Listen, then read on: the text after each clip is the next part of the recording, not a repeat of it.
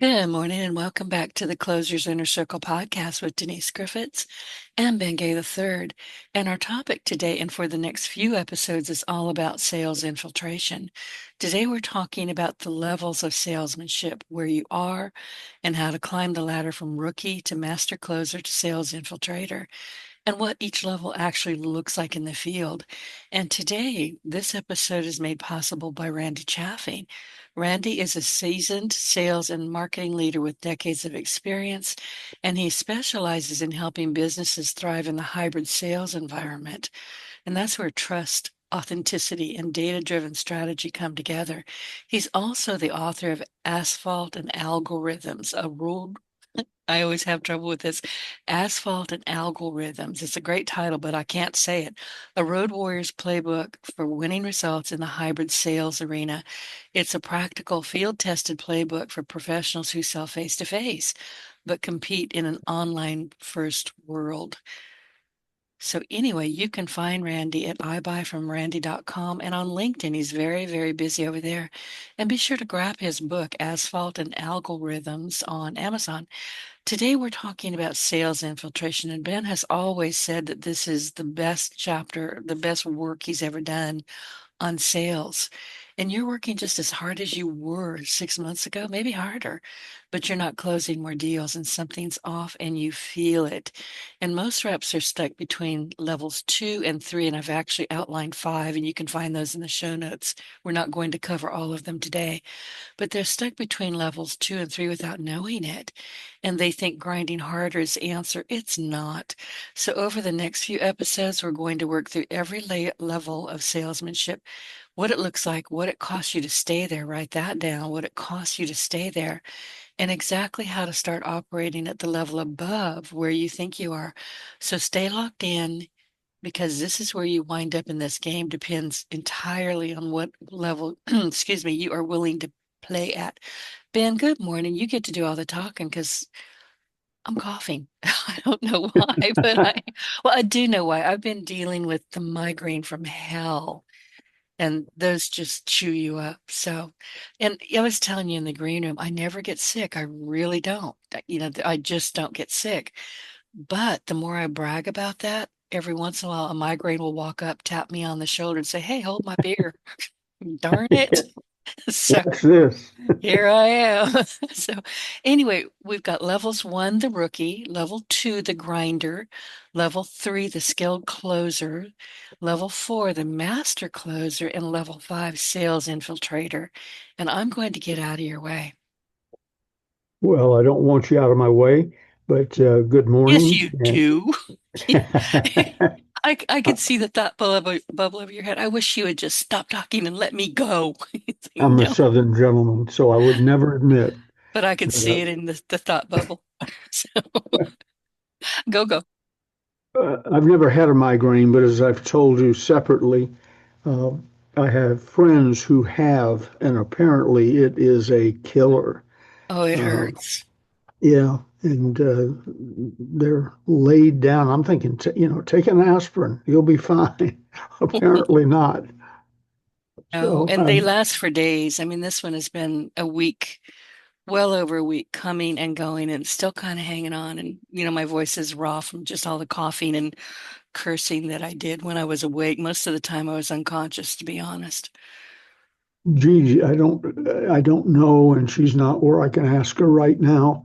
I don't know if she's ever had a migraine, but she does get headaches. But she's one of those people who says, "Oh, I've got a headache," takes a baby aspirin, and 10 minutes later, it's like it never happened. Mm-hmm. And I've taken aspirin in my life, lots of it, and it doesn't have any effect for me. I'm sure it's a miracle drug. They said if aspirin were invented today, it would require a prescription. So it must be a miracle thing, but not for me. But fortunately, I rarely have a headache and have never had a migraine. Knock on wood. Don't want to have Yeah, one. Thank you very much. no, they're horrifying. My sister and I have always had headaches all of our lives. We have them daily. I take aspirin every morning when I wake up, unbuffered, just unbuffered aspirin, and it does, it knocks it out. But My mom would say, I've never had a headache. And if we could snap our heads around and look at her, we would glare at her. But she was so proud of that she'd never had a headache. And you're not supposed to tell your mom, shut up. But sometimes it just kind of slipped out. Knock it off. We're in agony. Leave us alone.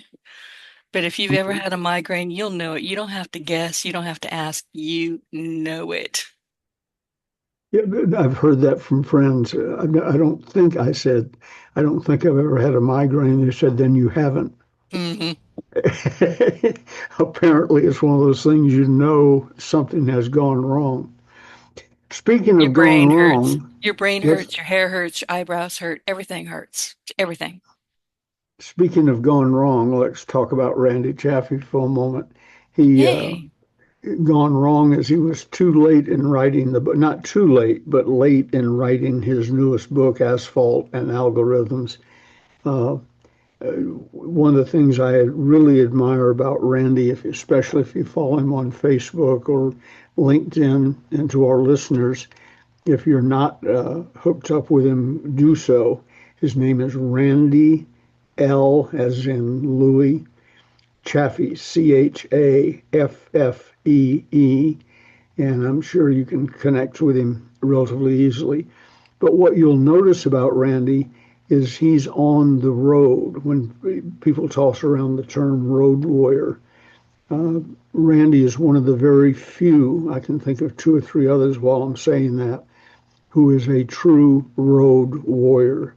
I suspect he's more comfortable in a hotel room than at home, and I don't mean that in a negative way. It's just if you live on the road like I used to, um, that becomes home. The sign on the front of the building changes every few days, but basically they're the same. And you know the staff, and you know the restaurant, and you know the bar if you go in there, etc.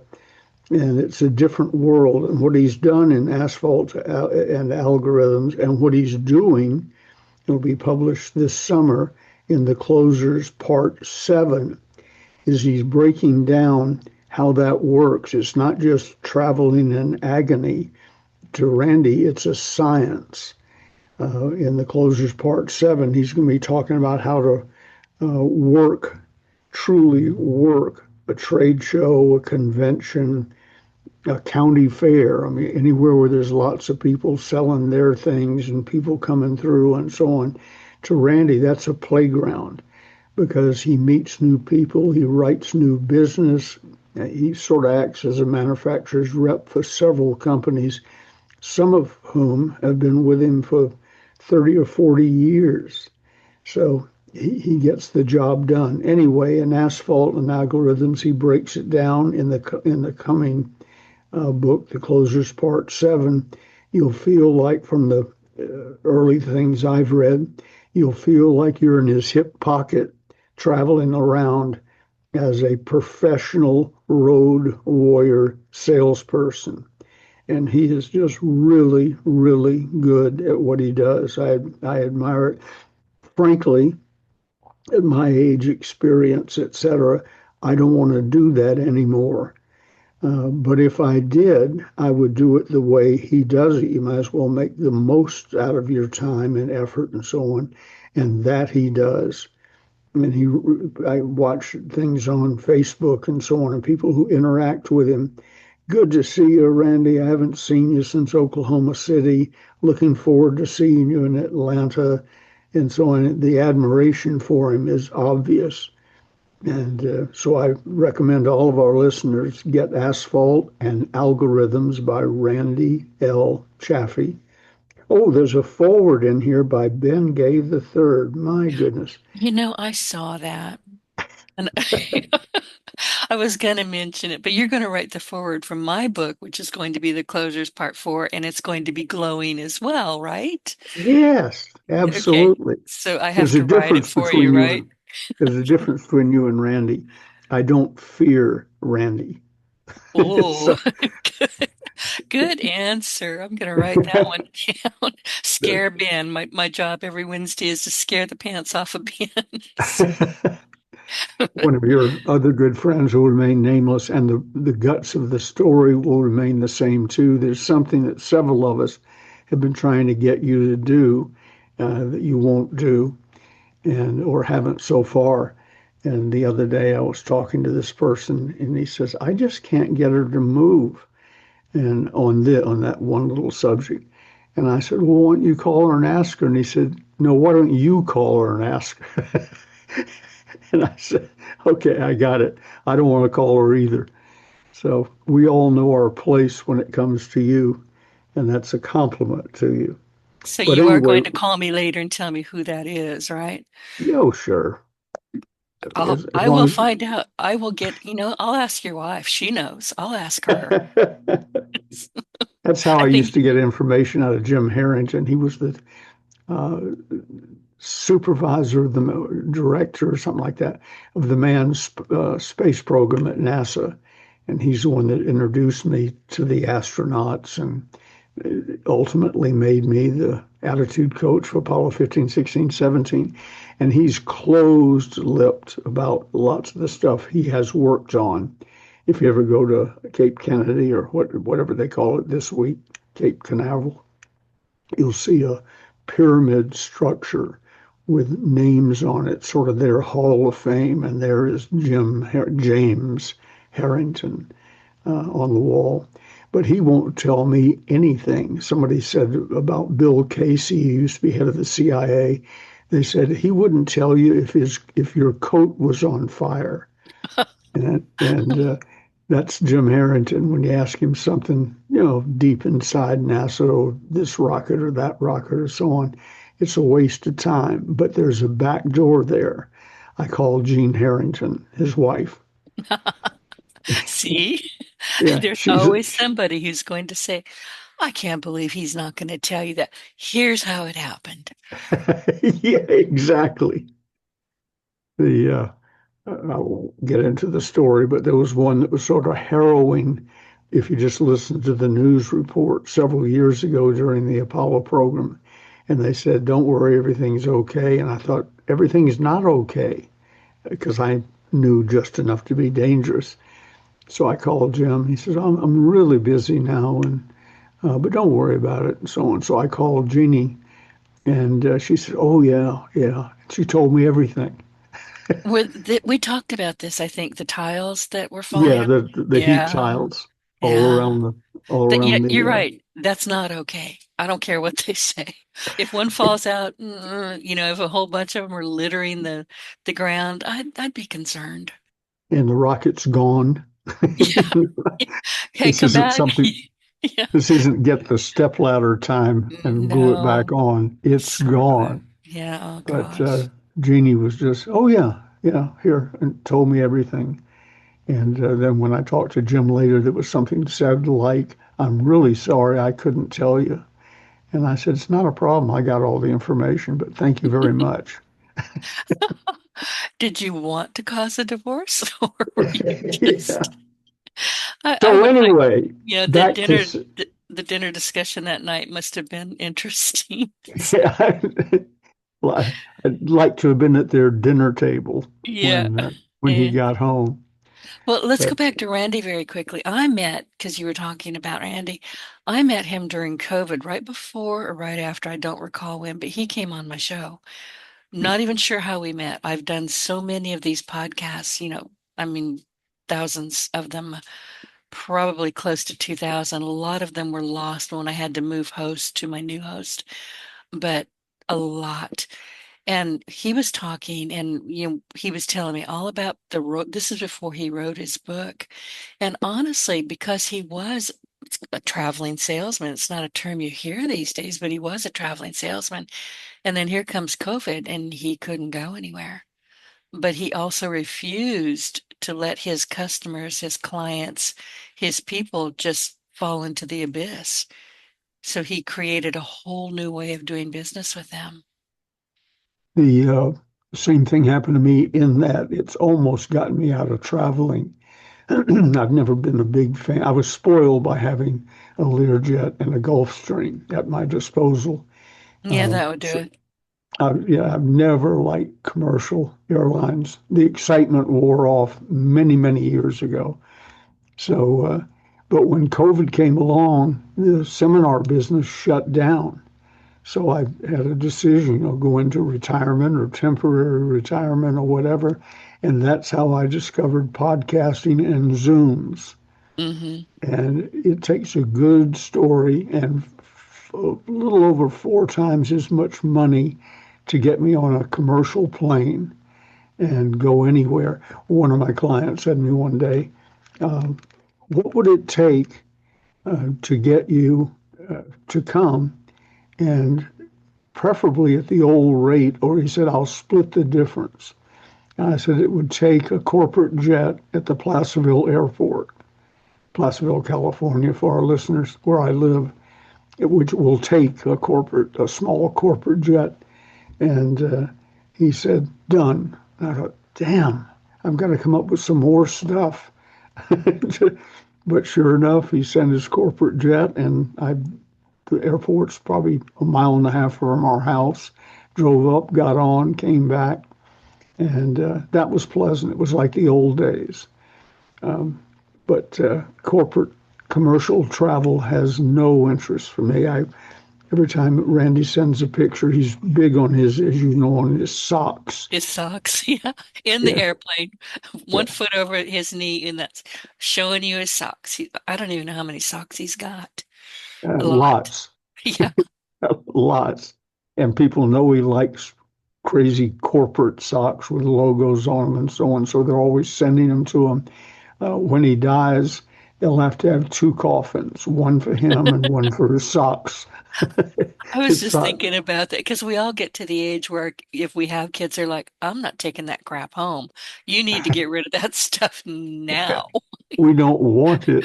With none of it. I don't want all that, old Tupperware. I don't want Randy socks. I don't want any of that stuff. We had a great cleansing about 30 years ago. We used to live across the street when Gigi and I were first together, and we rented a nice little house. And her mother lived nearby, but Gigi wanted her closer. And one day I walked out of the little house, looked across the street, and paid attention for a change. Good sized home with a granny flat in the back, good night, about the size of the house we were living in. So we wound up buying it. I knocked on the door and said, hello, if you ever want to sell it, I'll buy it. And they said, great, we're about to list it. I said, don't list it. My wife was and still has her license, a real estate agent. We'll work something out. What we worked out was I knew their asking price, and we just took 6% off of that and had a handshake deal. That's the good news. The bad news is we're moving across the street. So I said, no need to hire a moving company. We'll just move No, it no. ourselves, You with need to some hire a young, dumpster. yeah, with some young people with strong backs for the furniture. But I then got to meet Gigi, a few hundred times as we passed each other in the street, each with a teacup and two pencils or a lamp or something. And I said, we should have moved across the country. Then we would have had to pack it up once, unpack it once, and we'd be done. So if we have any listeners who are planning on a short move, don't do it, or hire professionals, or go away. Find somebody you trust and say, I'll be back in 2 weeks. Make sure everything is in the new house. It was a nightmare. So I therefore have said over the past 30 years, I'm coming out of this house in a body bag. Hefty bag. My mom used to say, just hefty bag me. I'm good. Yeah, don't spend a whole lot of money. We're cheap. Yeah, that's good. Okay, mom, got it. I agree with her. Why do you want to spend a whole Well, bunch of money for, I don't know. I don't, funerals I find bizarre, I'll be honest with you. back to sales infiltration and the levels that you broke out, the rookie, the grinder, the skilled closer, master closer, and sales infiltrator. Great way to break it down. Uh, Sales infiltration The chapter in the Closers Part 2 starts on page 257. If you read nothing else about selling, ladies and gentlemen, read Sales Infiltrator, the Closers Part 2. I've participated, ghostwritten, co-written, etc., 36 books. The best-selling is The Closers Part 1. My favorite book is The Closers Part 2. And my favorite chapter is the 40 or 50 pages in Sales Infiltration. If I had to leave, they said you get of all the forwards and books you've written and ghostwritten and so on, if you had to leave one thing behind and let that be what your reputation is built on, it would be Sales Infiltration, the Closers Part 2, starting on page 257. It was like trying to write the old joke about writing a book about how to ride a bicycle. You've got to uh, experience it. You can read about it, and that's nice, but you still got to go out and experience it. You can talk to a kid about riding a bicycle, but until you put him or her on the bike and shove him, preferably to somebody else who's waiting to catch him, there's no way to explain balance and riding a bicycle and the importance of speed and so on. When Gigi and I first got together, her son, now our son, Antonio, was 4, maybe 5, and had never ridden the bicycle that was on the front porch. Gigi's not the most athletic person you ever met, and she's hovers over her son, even though he's 35 now, hovers over him as a good mother would. And therefore, he wasn't taught how to ride the bike. And I said, why is it up on the porch? I never see you on it. He said, oh, she said, I'm sort of afraid of him to be uh, riding it. And he said, I'd like to, but I don't know how. I said, we're going to solve that right now. Got the bike, put him on it, had Gigi stand about 20 feet away and shoved him. And he got there. He didn't fall over in the 20 feet. Coming back, he pedaled a little bit, and now he's a bike rider. Not one of the best in the world at that time, but a bike rider. He said, that was easy. Mama, why did I have to wait? There wasn't a book on how to ride a bicycle, and there's only one chapter in all of selling that explains what a sales infiltrator is, because it's that type of subtlety. You've either got to be one naturally, like my partner Jimmy Rucker was and is. He's just a natural. It also makes him the world's worst sales trainer. I've told you this before, because when he Mm-hmm. would go to the front of the room to explain how to be, it didn't have a name yet. I wrote Sales Infiltration thinking of Jimmy Rucker. But when he'd go to the front of the room, he'd say, well, just watch what I do and do the same thing. And then he'd sit down. I said, well, so I said, I thought to myself over the years, somebody's got to write down what he does. And sales infiltration is what he does. And I've told you this before, and I'd forgotten who said it. You corrected me the last time we talked about it. Hal Holbrook, I think, is that right? Said the secret of acting is to not get caught at it. Cary Yeah. Grant. Cary Grant, thank you very much. I had a feeling that was wrong. I read it myself and told you, and You now did. I've And forgotten who I'm did. I'm proving again, I do listen to you. I All want that on right. the record. I do listen to you. Well, thank you very much. Well, my Cary Grant pleasure. apparently said the secret of acting was not to get caught at it. That's also the secret of selling. Don't get caught at it. And that's what a sales infiltrator does. He infiltrates. I don't have the book in front of me at this moment, but in the very first part of the book, it explains infiltration to pass through enemy, it says enemy lines, because that's what came out of the dictionary, to pass through enemy lines without being caught or noticed and infiltrate the other side. They're not the prospect is not the enemy, but I think everybody gets the point. They're defensive when you first meet, and you can bull your way through that, become that type of salesperson that nobody likes. You can try and jive your way through it by lying, cheating, and stealing, another type of salesperson that people don't like. Or you can become a sales infiltrator, in which case you infiltrate their defenses.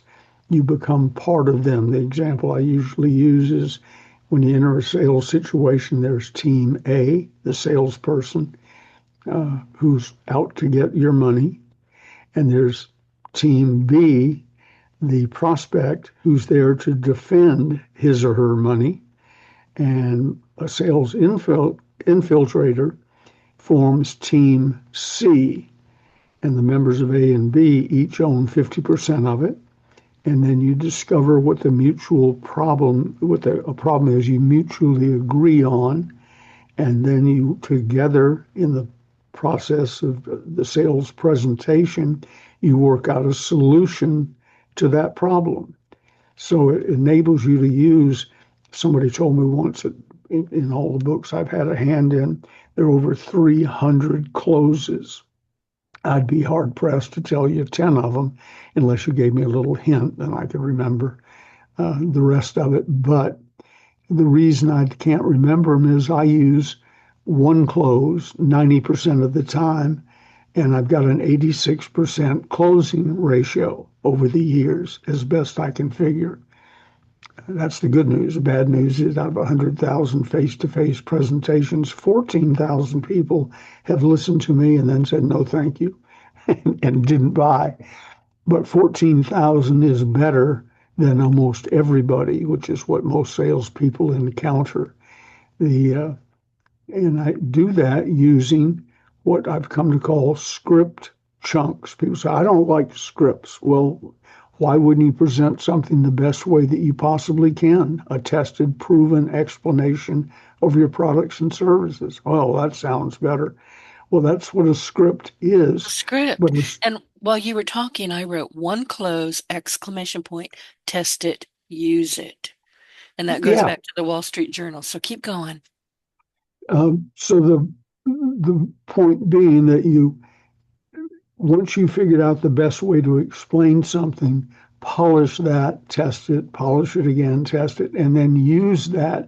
That doesn't mean we used to give a 37-minute word for word sales presentation from the front of the room called an opportunity meeting back when I was in full time in multi level marketing.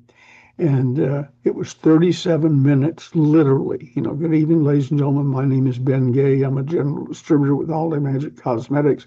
It's my pleasure to welcome you to tonight's special meeting, blah, blah, blah, blah, blah. Show the film ran about 17 minutes. And the film said, turn to the person who brought you here and ask how you can get started in Holiday Magic Cosmetics. Lights came on, everybody turned to their prospect, got out their legal pad, and started through their script. There are 4 positions in Holiday Magic. The first one is, and you draw a circle and you start through the presentation and you keep going through 6 closes until and unless they buy. I wouldn't do that today. I haven't got the energy. I don't have the interest. But I do know the best way to explain the difference between Closers Part 1 and Closers Part 2, and it's about a paragraph and a half, and it works magically because it explains exactly the difference between the red raw meat and the Closers Part 1, which some people find a little abusive, but it's terribly important you know the basics, and Closers Part 2, which shows you what sophisticated people really do with that information. Example about script chunk. I just gave you a script chunk. That is word for the word the way I've been explaining the difference between Closers Part 1 and Part 2 for many years because it works best. So you learn your script chunks and then you drop them in as needed. The difference between old-fashioned scripting, I'm going to tell you everything I know, whether you like it or not, because I've memorized it, and script chunks is based on our conversation back and forth. I will explain to you in the best way that I possibly can in a tested manner that's gotten great results. I'm going to explain to you the answer to your question. not the 40 minutes that could have come before it or the 40 minutes that come after it. Probably the best example, we've talked about this recently, was Hal Holbrook used to do Mark Twain, and he had 9.5 hours of memorized word for word Mark Twain stories and quotes. He walked on stage every night that he did it. He only had a little over an hour to do his presentation, and he told the same story every time to get the temperature of the audience. And based on their reaction, that determined the second story that he told. But the first one and the second one were word for word from his 9.5 hours. In my case, I will tell you in the script chunk, word for word, what I've been telling people for years, based on what you just said to me. And I don't know how many hours I have memorized, but it's probably rivals Hal Holbrook, probably 9.5 hours of material. Used to do a 10-day seminar without notes, and there was interaction with the audience and the participants and so on. But still 10 days without ever looking at a note, because what I said was a tested, proven method of explaining whatever the point was at the time. So using script chunks, you plunge on, and people will say, well, I don't like scripts. What they're really saying, that's Latin for I'm too lazy to create and or memorize a script. I don't want to have to do that, which means you can't be a movie actor. You can't be a television commentator. You can't do almost any, you can't be a speaker. You can't do anything that requires a precise definition. You mentioned earlier the Wall Street Journal story, which I've told many times. People in this audience have heard it before, but let me run through it. In direct mail, they have what's called control pieces. You write a letter or an ad, but let's say a letter, as good as you possibly can. And then you refine it and you look for the problems within it and you listen carefully to the reactions of people who phone in or write in or whatever about what the sticking points are in that letter, and you get those out till finally it's like a piece of wood that's been sanded with the finest of sandpaper. You can't find a splinter on the board.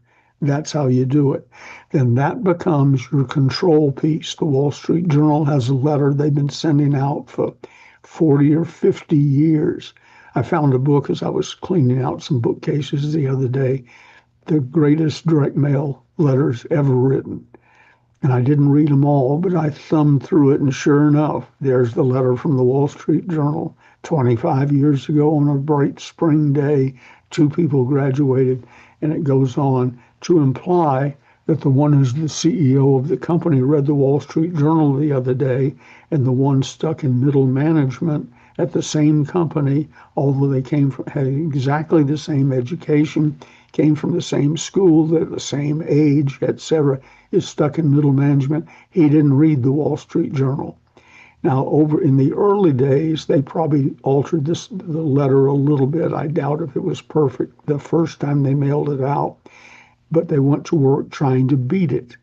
You mail 50 letters of the letter you know is good, 50 letters of the revised version that you hope is better, and then you start working with the one that wins.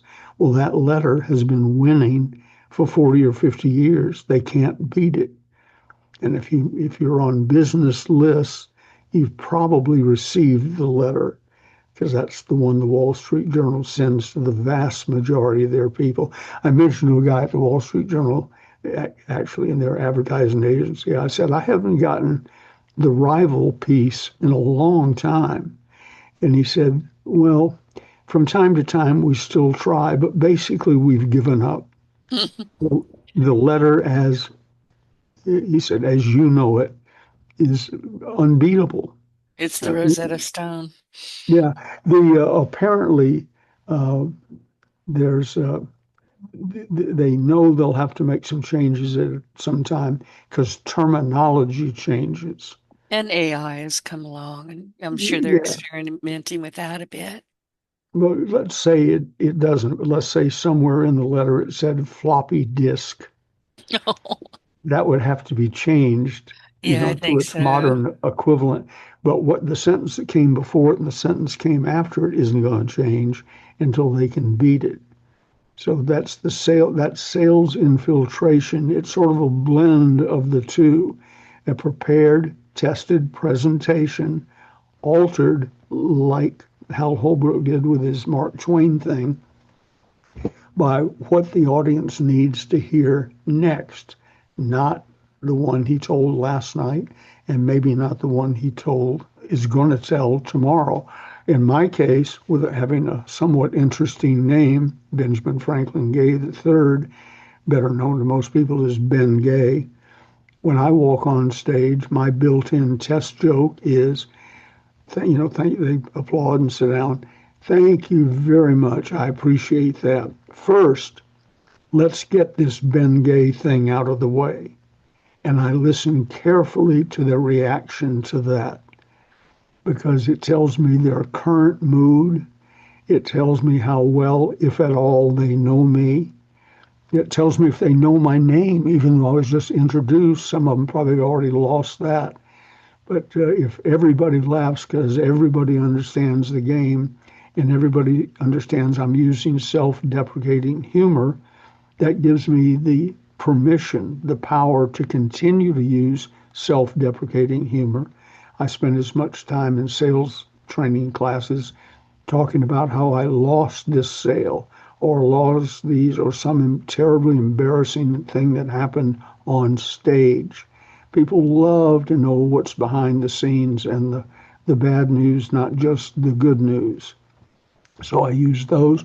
And while I'm doing it, I'm thinking of Hal Holbrook and Mark Twain. Test the waters and so on. But when I land on the idea I'm going to use next, whatever comes out of my mouth is scripted. It's a script chunk. I've probably used it for years. And I rarely go off script. Now I've got enough material where I don't have to go off script to figure out what I'm going to say next. Odds are I've been in that situation before. It's like selling in general. If you've been in, people say, well, he hit me with a surprise objection. I said, how long have you been in selling, not counting this morning? And they always brings them up short. Well, what do you mean by that? What I mean by that is if you've been in selling over 30 days, selling a given product or service, you've heard every objection you're ever going to hear. There are only so many. There isn't an objection school. There isn't a prospect class that they go to learn their objections. Their objections usually come down to what, but you haven't told me what's in it for me. Uh, when they say it's not the money, it's the money. Anybody, I know immediately we have a cash problem if they say it's not the money, but so you've heard them all. Therefore, if you've heard them all, you should have a script chunk prepared, memorized for handling that particular objection or stall. And many of them are stalls. And then, as we've talked about before, but let me run through it again quickly, I set the table. When I begin a sales presentation, I don't go, well, let's see, let's jump in the water and see what happens this time. I do a little run through of what I'm going to do, what I hope they're going to do, and the objections they're going to probably come up with so that when they go to use them, I'm able to go with a big smile. No, no, I told you we weren't going to do that because I get them to agree. I'm not going to lie to you. You're not going to lie to me. We're going to be straight with each other. Fair enough? Fair enough. Now, the brother-in-law in Cleveland who has to approve the deal is off the table because he doesn't have a brother-in-law in Cleveland. And he's not an accountant. And he's not an accountant. So, uh, it enables you to clear the decks ahead of time. I have to sometimes struggle when I hear about, uh, that I'm running into this and selling or that and selling. I'm thinking, oh, they haven't read Sales Infiltration yet. They don't know to set the table. I don't hear those objections. I mean, I just rarely hear them because I set the table. And if you come up with something that frankly didn't think you were going to, it's not the first time I've heard it. I've heard them all. And since I've heard them all, I've got responses for all of them. And that's what a sales infiltrator it does. He or she is able to get in. And some, as I've told you before, some are naturals at it. Jimmy Rucker was a natural, so natural he couldn't explain it to anybody else. Just watch what I do. That's And helpful.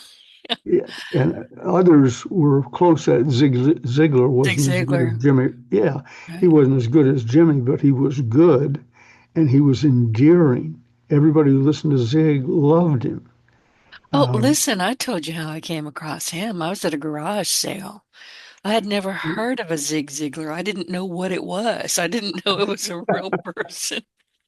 And I, bought this little binder of, tapes and little tapes. And I thought, 50 cents, I'll go find a way to play them. And honestly, I went because I was asking the person who sold it to me for 50 cents. I said, "What's a Zig Ziglar?" She said, "I don't know." So I said, "Okay." The first time I heard him talk, I was instantly captivated. yeah, he was one of the mistakes I made. Zig and I joined Holiday Magic Cosmetics and my partner Jimmy Rucker on the same day in the same meeting in Atlanta, Georgia. I was writing about it on Facebook the other day. Wednesday, September 15th, 1965, at noon at 1447 West Peachtree Street, Suite 300. And I said, not that it made an impression on me, but that's I walked in, said to the receptionist because I'd been given 10 minutes to get there or never call that number again. After the guy who ran the ad listened to me for a few minutes and finally interrupted me when I first answered the ad. He said, Mr. Gay, I'm not the man standing in a phone booth answering want ads. Where are you? And I told him, he said, you got 10 minutes. Be standing in front of my desk. Well, I made it with about a minute to spare because we were just a block or two away. And I said to the receptionist or secretary, whatever she was, hi, I'm Ben Gay. And she said, oh, we've been expecting you. And from behind me came that southern drawl you're talking about, Ben Gay. And I turned, not the first time I'd heard that either. I turned around and said, yeah, I'm Ben Gay. What's your name? Put out my hand. He said, I'm Zig Ziglar. And I said, with a name like Zig Ziglar, you're making fun of Ben Gay? You got to be Exactly. kidding. Now, you've heard that story often enough to know, Denise, that's a script jump. I know. I Yeah, know. the whole thing is a script jump. I don't remember necessarily all the things that happened before or after script jump. Here's another Zig Ziglar script jump. Um, we started out, we were both doing well. I had a closer, a real closer, Jimmy Rucker. He had a real closer. Zig was the front man. His closer was a guy named Mel Lanius. And Mel Lanius was like different style, but like Jimmy. If Jimmy decided you were going to buy, just get out your checkbook and, you know, make it easy on yourself. Same with Mel Lanius. So we're doing a Saturday morning sales training meeting in at 1447 West Peachtree Street in the training room, and I get up and work for about 6 hours total. Zig did oh 30 less than an hour, probably 30 minutes. He did biscuits, fleas, and pump handles. His famous three stories, his most famous stories. While I'm up working, I go back up after Zig. While I'm up working, I see Bill Dempsey, the guy who recruited us, who ran the ad, thank Zig, shake his hand, reach in his pocket, his suit pocket, and pull out an envelope and hand it to Zig. Zig nodded, thank you, stuck it in his pocket. I was just about done, so I wrapped it up quickly. Followed Zig down the hall. There was a coffee shop there. Followed him in the coffee, or right at the coffee shop door. I said, Zig, we haven't talked for a while. Let me buy you a cup of coffee. He said, fine. As soon as we got settled in, I said, Zig, just to keep Dempsey honest, how much did he pay you? And Zig pulled out the envelope, opened it up, looked at the check. He said, $300. How much did he pay you? And I said, same. Truth is, Dempsey I hadn't paid me anything. I didn't know I you could know get paid. because I know this story. So I had just given my last free speech, except in churches, prisons, and so on. I was done. From that time on, I set a fee. And our little watermark was Earl Nightingale, who became a good friend and one of my mentors. And after I became president of the company, he was the voice of each of our companies. He's the voice of God. Yeah, it was, hello, this is Earl Nightingale, and it's my pleasure to welcome you, blah, blah, blah. Exactly. So uh, the Earl, little known secret, he was a radio guy. He didn't like speaking in public, uh, and he only did so if paid and if his partner, Lloyd Conant, made him do it because they needed the money. And so I checked around, and Earl was at about $300. Rather quickly, I was getting comfortable asking for the 300, and I'm making up numbers, but Earl went to 500. So I reluctantly went to 500. Oh, and the other thing he did, because he didn't like to speak in public, was he demanded payment in advance. He said, Ben, it's very hard to repossess a speech. And I had seen Zig and others chasing the program chairman around after their talk, trying to get paid, and watch the program chairman dodge and weave because he wanted to put off payment as long as he possibly could. So, based on that, with Earl's fee and Earl's payment method, I went to $500 and payment 30 days. And if possible, if they hire you on short notice, then payment before I go up. But 30 days before I get on a plane or get in the car or whatever, if there's time for that requirement. And then Earl went to 1,000, I went to 1,000, and 1,500, and doesn't sound like much today, but today that would be 15,000 based on when he was doing it. And finally, I said to Earl one day, well, when are we going to quit raising our prices? I'm not sure he knew I was tracking him, but I was. And he said, when I find a fee at which they won't hire me. He was trying to get out of speaking. I was trying to get into speaking.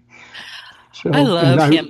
I recently, thanks to COVID a few years ago and Zoom, uh, now recently is not quite accurate. I cut way back. I went from 300 speeches a year to 24 and now to 12. And most of them are from people I've done business with for years. So it's not like I'm looking for people. And at 12, the fee went from $300 and get every speech you have. Zig used to say Ben Gay would work a traffic accident. $300 and get every speech you possibly can, to 12 a year, $20,000 each, uh, and not non-negotiable. All of my pricing is always non-negotiable. It's been pre-haggled. I decide what's fair and just, what I would pay if I knew what I know and knew what they were going to learn. And then that's it. And they say, well, I don't have 20,000. I don't hear this anymore because I'm dealing with established clients. But even when it was 10,000 or 9,500 or whatever, well, we don't have 9,500 in our budget. I said, oh, okay. Well, I understand that. We'll find someone who will talk to your group for 9,500. Is there anything else I can do for you today? Well, are you just saying no? I said, no, I'm saying it's 9,500 or 20,000 now or whatever. Non-negotiable. I didn't come here to sell. I'm going to teach your people how to sell, but I'm not going to use my sales skills and wiles on you. That's the fee. I was Hmm. my early I had to sales. learn. That was difficult for me to learn because it's easy sometimes. Okay, fine. I'll do it for this. It won't take me that long. Don't ever tell yourself, oh, I can do that in a hurry. You can't. Whatever you tell yourself, however long it's going to take to build that website, or right now I'm building an app, and you and I are going to talk about that because I think there's a piece of it that we can offer to this audience. Um, but the minute you hear yourself say, hey, Denise, you can do that. It's not going to take long. Smack yourself in the head Absolutely. And and then quit talking. it took long to learn that stuff. Yep. They're not paying for the time you expend now. They're paying for the knowledge you've acquired over the years. That's exactly right. So don't, do not, if, they say, well, I don't have 9,500. Well, I understand. And I would do and I have done exactly what you've done. Well, listen, there's going to be somebody out there that you can afford, and I wouldn't put it that crudely, but good luck to you. And I Hmm. just bow out. One thing I have done over the years, currently I don't have any clients that fall into this category, but I would grandfather things in. In other words, when I remember when my talks were 39.50, so I didn't have to say $4,000. They were 39.50, and people would some would react to it if they didn't know me yet, and I'd say, well, that's pre-haggled. So you don't have to, that's what pricing of the talk is not one of those things we'll have to worry about. It's 39.50, it's not going to change. And the other day, uh, somebody was new, I guess it was a new person at an established client, but new to hiring the speakers and arranging the transportation. I said, $20,000. He said, $20,000? I'm not going to pay $20,000 for a talk. I said, well, it's all day. Talk might be an hour. That's up to you guys. But you have the whole day. If you don't need me up front for that length of time, I'll be happy to go out to the house, wash the windows, play with the dog, whatever you want. But it's 20,000. And he says, I don't think they're going to go for that. I said, A, they already have. B, you're the one that's new to the party. B, you got a pen there? Yeah. Uh, Write this down. Two, I'll speak slowly. Zero, comma, zero, zero, zero. Zero. Now put a dollar sign in front of that two. Okay. Right.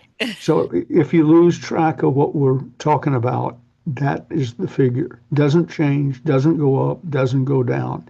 The grandfather and I was talking about, I had a few clients who got, let's say they got in at 39.50 and I went to 49.50 or whatever. I would honor their 39.50 so long as they hired me, whatever, 4 times a year or what have you. And they said, will you do that forever? I said, forever.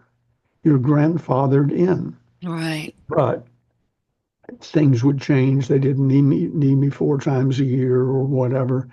And as soon as they didn't, they go back over into the other column. And currently, I don't have anyone that's not at the $20,000 figure, and probably won't because I'm only doing 12 a year, thanks to Zoom and so on. I'll do a Zoom call and they can have 10,000 people in the room if they can do it. I don't know or care. It doesn't cost me any more if I'm talking to one or 20,000. So, and the Zoom call is still 39.50, the highest it ever went to. And I'll leave it there. I'm not so hoity-toity that I don't appreciate, and that's not all day. That's an hour or so. Could be 2 hours, could be 45 minutes. But that's I'm not unaware of that's a lot of money for an hour. I can work at McDonald's for $20 an hour, or I can work on Zoom telling people what I already know from years of preparation for 39.50. But whatever it is, it's not negotiable for a variety of reasons. A, I'm worth it. And B, if word gets out that I've broken my non negotiable pre haggle price structure, then they'll all want it.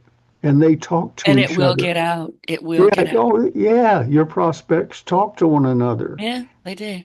And so, And they should. anyway, I mean, there's no reason why they shouldn't. absolutely not.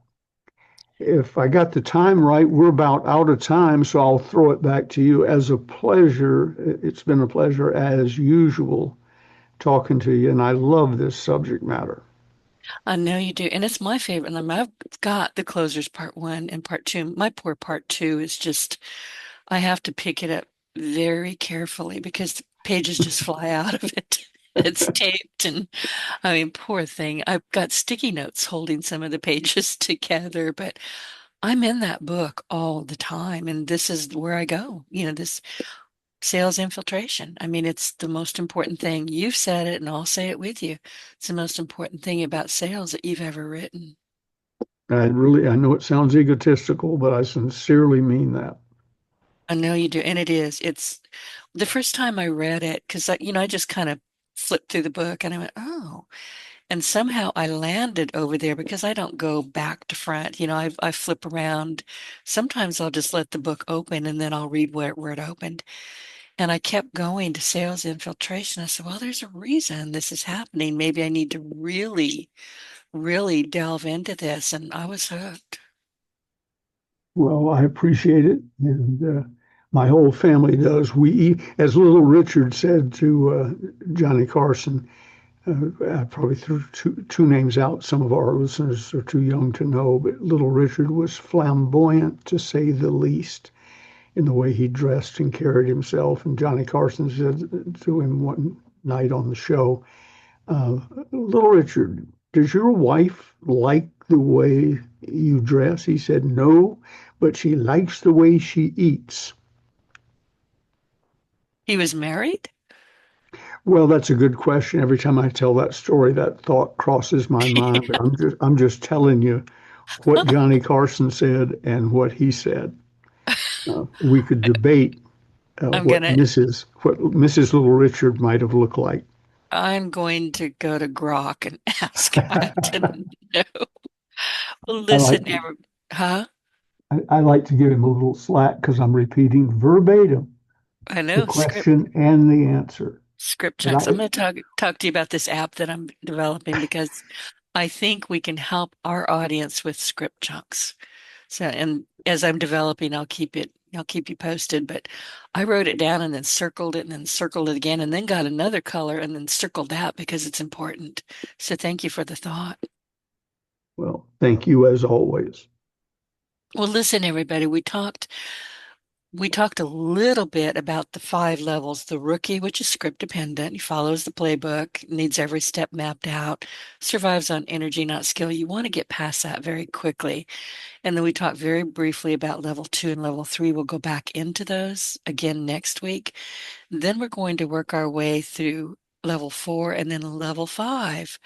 And that's where you're operating beyond the pitch. That's where you embed into buying decisions, power structures, and trust networks before the sale even begins. So I want y'all to read that chapter. If you don't have the books, go on over to Ronzoni and Ronzoni books on eBay and get one and two. And start with the sales infiltration chapter, page 257. And I'm going to end this with the ask. I'd like for you, Ben and I would both like for you to pull up the last three deals that you lost and get curious about them, not frustrated, curious. Ask yourself one question for each one. What level was I actually operating at when this fell apart? One, two, three, four, five. You'll know more about that as we go, but start with level one and level two because those are easy to kind of think, well, where was I operating? And it's not going to be the level you think you're at all. The level you were actually in at that moment. That's where we want you to go say, well, what was I doing? What was happening? Write it down because that answer is going to tell you more about where your game really is than any quota report ever will. So be sure to get your copies. And Ben, we'll see you next week. Bless you. Always my pleasure. Thank you. Love you.